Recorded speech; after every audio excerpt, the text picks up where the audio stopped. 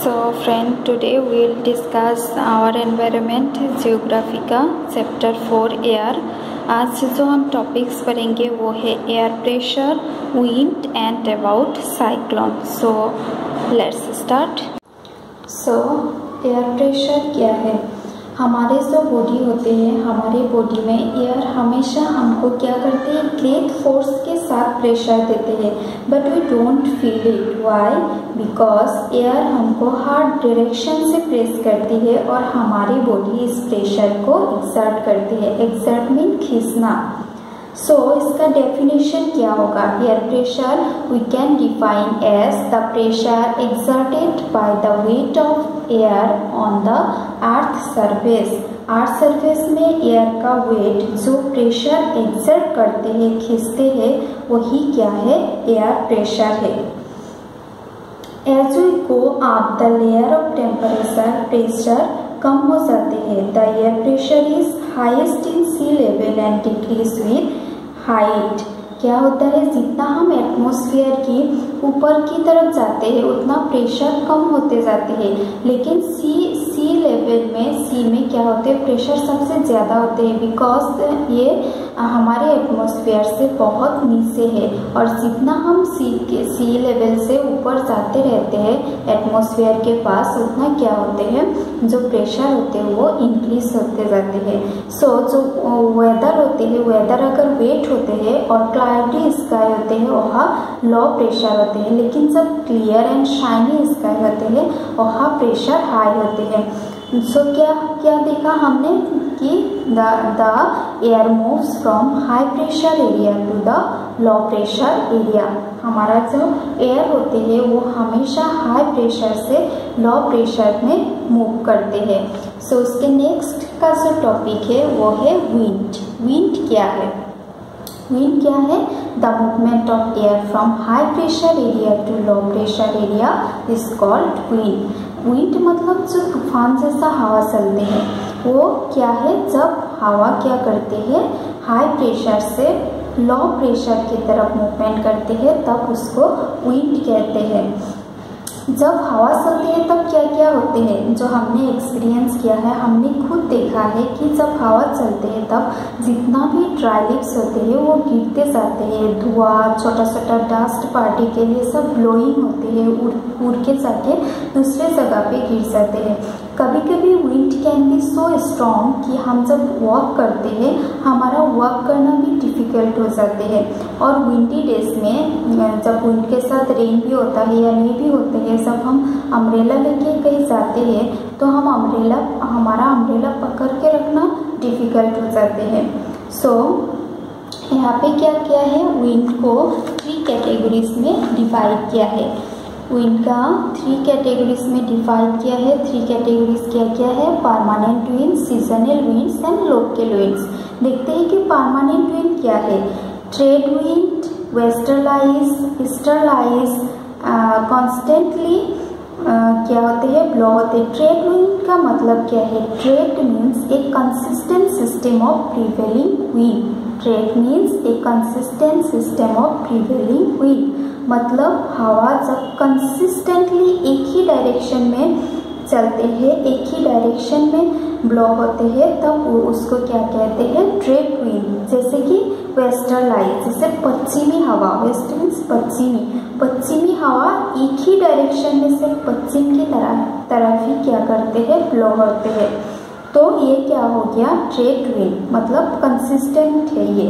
Then है ईस्टर्लाइज, जो पूर्वी हवा होती है। ये हवा क्या करते हैं, सिर्फ पूर्व की तरफ से ईस्ट की तरफ ही ब्लो होते हैं, ये दूसरा कोई डायरेक्शन में ब्लो नहीं होते हैं। इसीलिए इसका क्या है, एक परमानेंट डायरेक्शन है, इसीलिए इसको कहते हैं परमानेंट विंड। जो कि हवा कंस्टेंटली क्या होते हैं, कंसिस्टेंटली एक ही डायरेक्शन में ब्लो होते हैं, इसलिए इसको कहते हैं परमानेंट विंड। उसके बाद है सीजनल विंड। सीजनल विंड में क्या होते हैं, हवा जब सीजनली चेंज होते हैं, एक सीजन में एक डायरेक्शन में चेंज हुआ, दूसरे सीजन में दूसरे डायरेक्शन में चेंज हुआ, तब उसको क्या कहते हैं, सीजनल विंड। सीजनल विंड जैसे कि इंडिया का मानसून में क्या होते हैं, wind wind blow from south east in summer and from north east in winter. winter में साउथ ईस्ट की तरफ एंड नॉर्थ ईस्ट की तरफ विंटर में एंड समर में साउथ ईस्ट की तरफ ब्लो होते हैं। और समर में क्या होते हैं, बारिश भी होते हैं इसके साथ साथ। तो ये क्या होते हैं, सीजनली चेंज होते हैं। विंटर में एक डायरेक्शन की तरफ ब्लो होते हैं, देन क्या होते हैं समर में फिर दूसरे डायरेक्शन की तरफ। सो ये क्या हो गया हमारा सीजनल विंड्स। देन ये लोकल विंड्स। लोकल विंड्स क्या है, जब कोई भी एरिया में क्या होता है विंड एक पर्टिकुलर पीरियड ऑफ टाइम में या फिर पूरा साल जब एक ही वेलोसिटी से चलता रहता है तब वो हो गया लोकल विंड। जैसे कि सी ब्रीज में समुद्र में जो हवा चलते हैं उसको कहते हैं local winds. Hot and dry local wind of northern plain in India is called लू। उसके बाद हम पढ़ते हैं अबाउट साइक्लोन। इंडिया में कहाँ और कैसे साइक्लोन हुआ था, क्या है ये पढ़ते हैं। सो साइक्लोन नेसर्स फरी। साइक्लोन क्या हुआ था, उड़ीसा एक इंडिया का स्टेट है जो एक सी कोस्ट एरिया है और इंडिया की ईस्ट की तरफ है। 1999 की 17 एंड 18 अक्टूबर को क्या हुआ था, उड़ीसा स्टेट में एक बहुत बड़ा साइक्लोन हुआ था, एक सुपर साइक्लोन हुआ था जिसने क्या किया था, 5 डिस्ट्रिक्ट को हानि किया था। 5 डिस्ट्रिक्ट में इसका इफेक्ट हुआ था। उसके बाद ये साइक्लोन का रीजन क्या था, उड़ीसा में जो 1999 को साइक्लोन हुआ था उसका रीजन क्या था। Number 1 wind velocity. Velocity means तेजी से चलना, विंड वेलोसिटी मीन्स तेज हवा। Then rain and tidal चूरेस।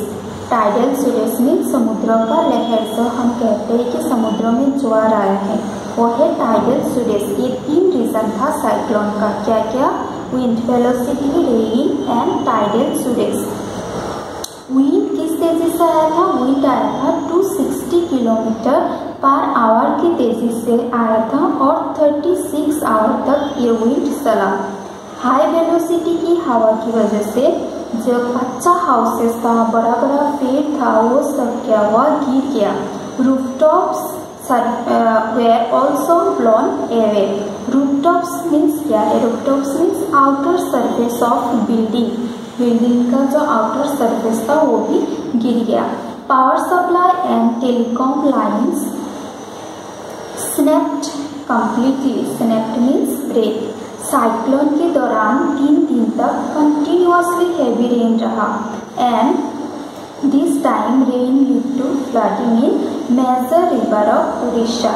Cyclone की जो विंड था उसके वजह से जो वेव्स था, वेव 20 किलोमीटर की इनलैंड तक स्विफ्ट हुआ।